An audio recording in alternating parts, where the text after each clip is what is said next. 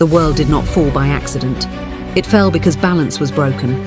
Two elements once sustained life: fire, the force of change; nature, the force of growth. Fire demanded freedom to transform. Nature demanded protection to survive. Neither would yield, and their conflict is what destroyed the world.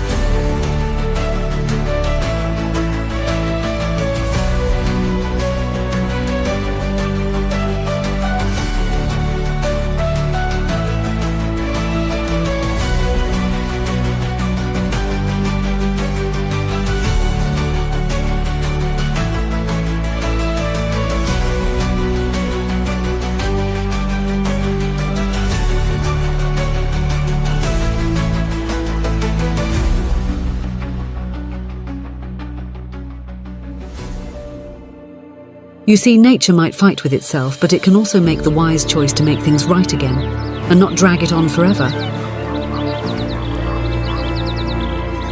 AI Storyteller. Subscribe, like, imagine more.